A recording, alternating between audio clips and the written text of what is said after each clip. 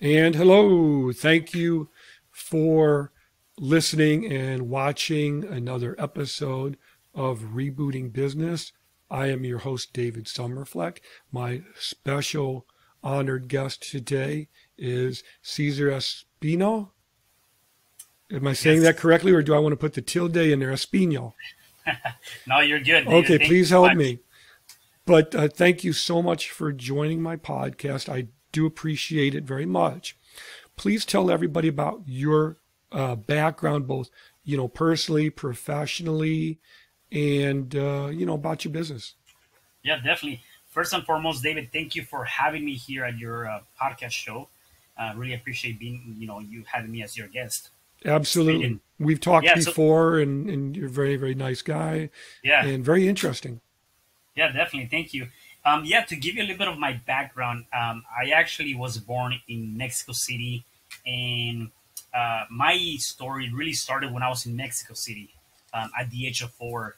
And how that started is I actually started working at an early age, which is really the age of 4, because my mom at that time decided to take her own leap of faith and decided to come to the States to give us a better life. And also, she was chasing that American dream, right? We always hear about people migrating to the States to have that American dream.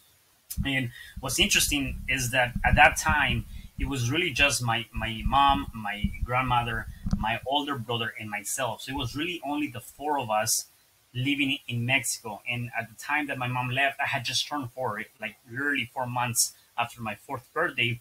She decided to come to the States. And that was kind of a turning point for me, because at that time, I really started growing. And what I mean by that is that I had to start working to put money on the table and to really just survive, right?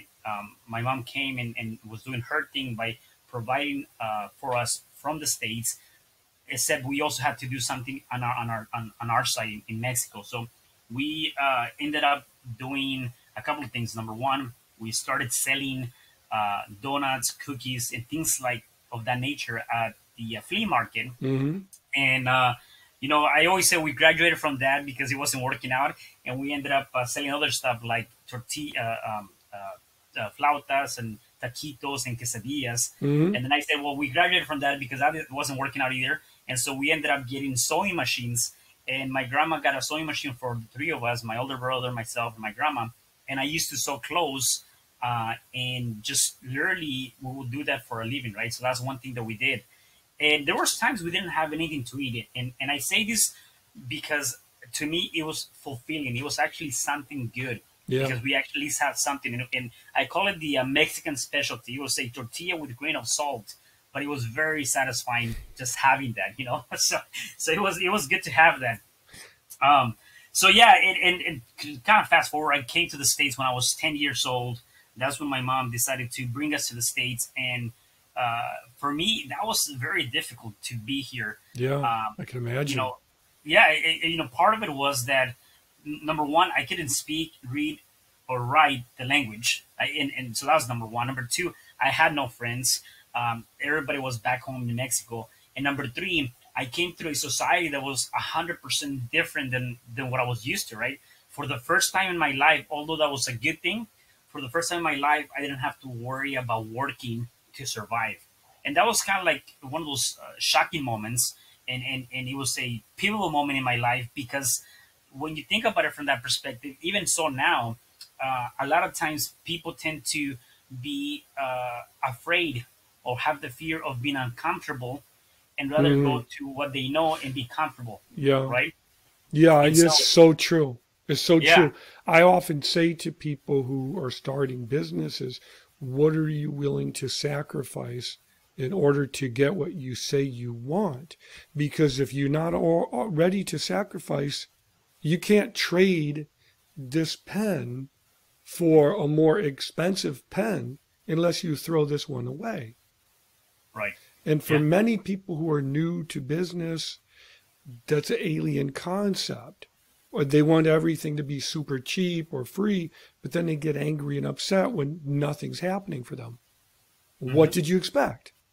right, But when you're used to struggling to get your next meal, the idea of sacrificing in order to make progress is not such a big surprise.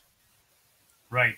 And we got to be able to, along those lines, we got to be able to understand and be okay being uncomfortable to really determine and come up with something better, or something that actually is working for your business. Like you look at it from a content of business, sometimes we have to try those things that are uncomfortable to get us to that finish line that we're trying to do. So like for me, being here, I was afraid of being here, in this place that seemed very uncomfortable because I couldn't speak to nobody. I had no friends. There were so many different things that I said, you know what? I'd rather go back to Mexico where I'm comfortable, where I'm poor, where I'm working, and I wanted that's what I wanted to do. I was comfortable with that lifestyle. Yeah. When you think about it, that's the same thing that we now a lot of people go through in businesses, is that you then tend to go to the thing that you feel comfortable with without pushing through that fear or working through that fear, knowing that, hey, guess what? Maybe although it's uncomfortable, it might be a lot better. And for me, it was one of those things that I realized that I'm glad my parents didn't listen to me and didn't send me back. Otherwise, we probably wouldn't be having this conversation, right? Yeah, that's actually a really, really relevant point. And I want to ask you more about that point. Yeah. Because I wanted to ask you about your book and how your book relates to being in a post-COVID-19 reality now. Because let's be honest, it's May 7, 2020, and it's running roughshod through the U.S. and most other countries. There is no vaccination for it. There may never be. We don't know. And as far as treatment is concerned, at this point, all the doctors and hospitals are trying to figure out how to treat people with this. And there are still people who don't believe that it's even real in the first place. So in that reality, how is, your book is about overcoming. And then also what you were saying about this addiction to comfort seems like they both seem very relevant to that type of new world, Right. Yeah, definitely. I think the book that I have, You Can Overcome Anything, Even When the World Says No. And so even if you look at that title, just looking at the title with the things that we're going through right now, it's definitely something that is affecting every person in one shape or form, right? And to kind of extend that, I was talking to somebody, I forget who I was talking to, and we're talking about the same subject. And one thing that I mentioned to them is that pre the COVID-19, people would make an excuse saying, "There's not enough time. I don't have time to do this. I don't have time to do that." Right? Yes, I was one of them. I was one of them. Yeah. And Absolutely. I'm sorry. Go ahead. No, yeah, and I was gonna say, and now, whether it's right or wrong, we have more time than we didn't have before because we're kind of quarantined, we're secluded, we're in this space that until we can overcome this pandemic, we're here, right? Yeah. And so what I was telling somebody is like, if you come out of this challenge, this experience, without any new skills or something new, even whatever it is, it doesn't have to be nothing major. Maybe even trying to write a book or do something. Yeah. If you come out of this experience without doing anything at all, then I tend to believe that it was not a lack of time. It was more a lack of discipline. Because you didn't have time before, now that you have it and you still didn't come out with something, it doesn't matter what it is, it doesn't matter how big it is.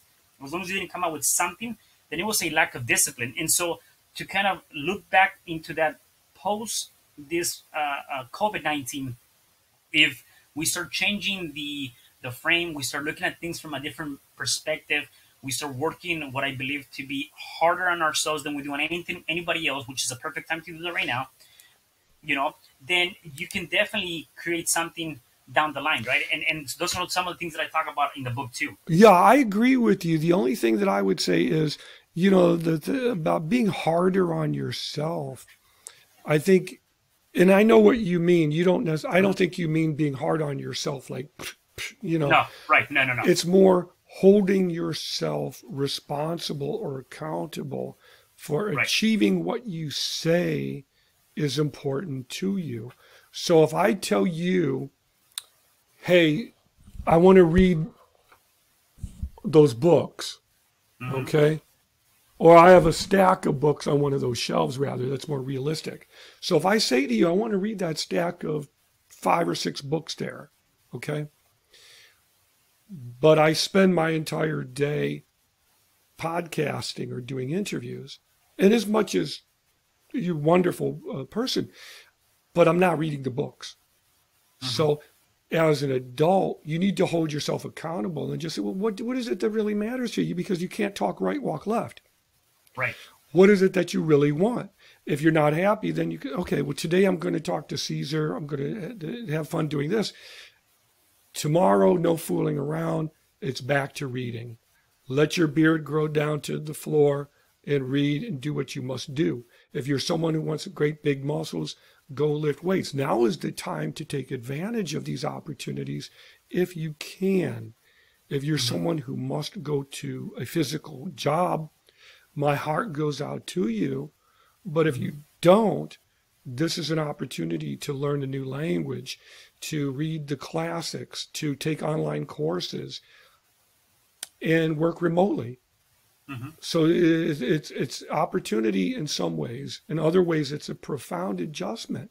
So I agree with you. Um, I don't think people should be hard on themselves. I think we get enough of that from the government, from our jobs, from the stress of life and the news. Hmm. You know what I mean? But I agree with you 100%. How Yeah. can how can you apply what you wrote in your book and what you went through in your own life? Yeah, yeah, definitely. And so even kind of coming back to that point of working harder on yourself than you do on somebody else. I'll Yeah. give you an example on that, and it is tied into also the things that I talk about in my book. So if you are working right now, you're fortunate that you're still working, and you're giving 100% to your employer, right? You're doing everything you can for that person, and then after 8, 9, 10, 12 hour day, and this was me, by the way, too. Hmm. This was me when I used to work for a company. You come home, and the first thing you do is you're tired. You sit on the couch. You maybe turn the news, which is negative Very programs. depressing. A lot of it is Right. very depressing, very fear-based. Exactly. And And then and yeah, you take that, and then before you know, you got to go to sleep. What I'm saying is good that luck with even at some that. Yeah. exactly right. And what I'm saying, even in some of the tough times, even if you are working 10, 12 hours, because I had to do that in my book. I talk about how I had to change that mind shift, where I came home, and instead of sitting on the couch or changing the channels, I begin to work on my craft. I begin to work on myself. I begin to work on my back then on my real estate investing. I begin to do things for me, and that's what I mean about working harder on yourself than you do Yeah. on anybody else. And so I started working on those aspects for myself. And little by little, that led to me leaving my job, my full time job, my well over 6 figure paying job, to become a full time entrepreneur. Because then I found that passion. I found that there was more for me than what I was doing. I wanted to do things for myself, and then since then, have been able to continue my real estate investing, have a couple of different books, and doing different things. That it was because of that decision of working harder on me, and Mm. that self development, right? So it comes down to a few things. Number one is a mind shift. I think that's very critical, specifically right now as we're going through what we're going through. We need to. I'm not saying that we can neglect or not, take into consideration the things that are going on. We have to be aware of those things for sure. Except I do believe that where you put your energy, Mm. where you flow that energy, that's where what's gonna expand. And so rather than expanding on all the negativity, which there's a lot of that crap going on right now, It's addictive. is very addicting, right? Yeah. Looking at it from a different perspective and saying, okay, well, I cannot change that. I cannot change the government. I cannot change how beautiful it is today. I cannot change anything. What I can change, though, is myself, the things and the actions that I'm going to do and take upon from this moment forward. And that is based on your mind, and based on creating tangible items that you can do on a day-to-day basis. So even when Yes. we're talking about business, what are some things that I can do after this year? Is like, okay, well, let me evaluate my business. Are there things that I was doing that were not working that I need to do differently? Do I need to do more cold calling? Do I need to change my marketing strategy? That I need to Right. do? And you look at all those different things, right? You can Yeah. control that. Yeah. Or it could be, I want to rebuild a relationship or be Hmm. closer to your family. Well, Right? guess what? Now they're home, Yeah. you know. Yeah. Um, yeah, you see so many stories in the news, on Reddit, on Twitter, and LinkedIn, people saying they can't take being home. Why? Nobody, Yeah. who's trying to kill you? You know, Yeah. if anything, you're safer at home. Order your food online, have them deliver it to your door. What? And find something like you said. It doesn't have to be business related. It could be, again, like if you ever wanted to learn how to speak another language, perfect time to do that. Yeah, If you have a hobby like you like painting, like it doesn't have to be a money driven idea. It could be something that you've always wanted to do that you didn't have quote unquote the time to do it. Now you have the time to do it. And sometimes even better, you want, like you mentioned, get close to the family. Well, now you have the time to build that relationship and build those connections because it's important. yeah, yeah. If you knew that this was going to happen, would you have prepared for it differently? Using everything that you just said, would you have done things differently to be better prepared? Or, I mean, I guess I don't know if that's a fair question because we would all do things differently. I would have bought more food at Costco. Yeah, right. And I think to an extent, perhaps I would have done something different. I'll be honest with you though. For me, I haven't allowed the current situation really impact my day to day activity. Yes, I don't go out as often as I would before. Um, yes, when everybody was hugging and buying all the paper, I didn't Mm, think that it was going to be that serious. And then I literally went to like five different stores and I couldn't find any toilet paper. And so maybe from that perspective, maybe I could have planned better. Yet when it comes down to the things that I'm doing, I'm still, doing videos. I'm still talking about my book. I'm still calling. That has none of that has changed, right? yeah, And I think that part of that is because I've worked so hard in the last couple of years on my mind and my self development that I'm not allowing these circumstances overtake the opportunity that we have, right? And that's one thing too. A lot of times people allow the fear to take away the opportunity that's in front of you, right? yeah, And right now, this yeah. is a perfect time. Yeah, I remember there's an old book with a great title called Feel the Fear and Do It Anyway. Yeah, yeah. You heard of that? Yes, I have. One of my favorite self help books is called Miracle Man. Mm. And the author was featured in the Secret documentary. And he was a man, I think it was in the 1950s or 60s. I don't remember how old he was, but he was a pilot. And something happened where the plane crashed into the ground, straight into the ground. Wow. And his body was just completely devastated. And the doctors and surgeons at the hospital said, Sir, it would be a miracle if you could breathe on your own. Forget about walking. Mm. And he said, No, I'll show you. 6 months from now or a year from now, I'm going to walk out. And he said that he laid in bed and he would close his eyes and he would see the trees and he would see the bushes and he would feel the sun on his face and he would just go. And when they told him he couldn't breathe, he would just breathe through the one broken nostril that he had. And then slowly he started getting a little bit stronger, a little bit stronger. Then he would tense up his arms.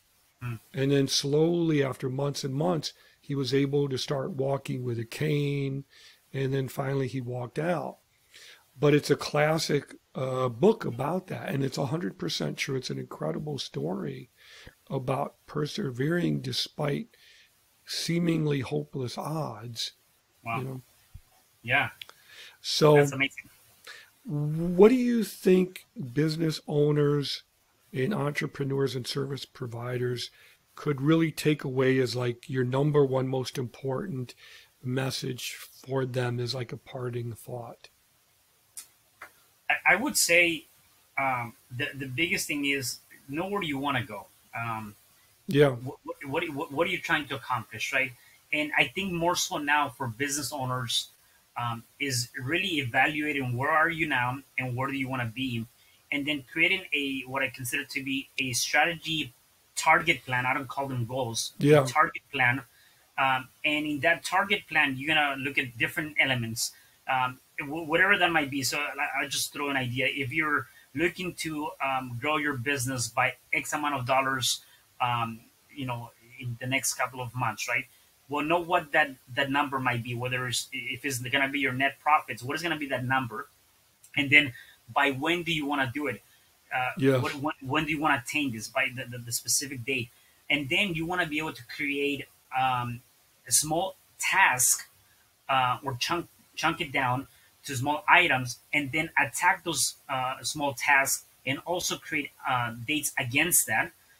And also Yes. Yeah. create something that you can actually measure. That how can you measure the performance of that? Some sort of KPIs or key performance indicators, and then start acting on that as quickly as you can. Napoleon Hill talks about it in his book too, about having the intention set clearly, specifically, and knowing what you're gonna do to attain that, right? And so that's what probably be my best advice. Even with everything going on right now, don't focus on the negative, focus on the positive, and then determine where do I want to go from here. I think those are very, very relevant points. And you're basically explaining, putting together a business plan, basically, putting the meat on the bones. There's a quote from Henry David Thoreau, who wrote Walden, and he has a very, very good quote that I love very much. And he said, "Build your castles in the air, for that is where they should be. Now put your foundation beneath it." Doing what I do in digital marketing, and that's why I wrote my book, The Road to Digital Marketing Profits. Yep. So many people would call and just say, "How much is a website? How much is SEO?" And I would say, "Well, how much is a car?" I don't know. Do you have goals that you want to achieve? Well, first we have to find out what those goals are and how you're going to define success before we'll know if we're doing what you need to get done to accelerate more growth. Right? If you're a realtor, you need to what? Sell more properties. Right. So what is one more property worth to you? Who is your ideal market? We need to know who your market will be. What's a realistic budget? How are we going to list the right types of properties that you want to sell? Who are you trying to reach? What demographic? If we don't know these things, then you can never achieve those goals. So it's absolutely 100% true what you said about having definition, not just goals or objectives, but having definition and structure to them as well. So I think there's wonderful points. Do you have any parting thoughts or anything? And if not, please tell everyone how they can find your book and hire you if you want them to call you.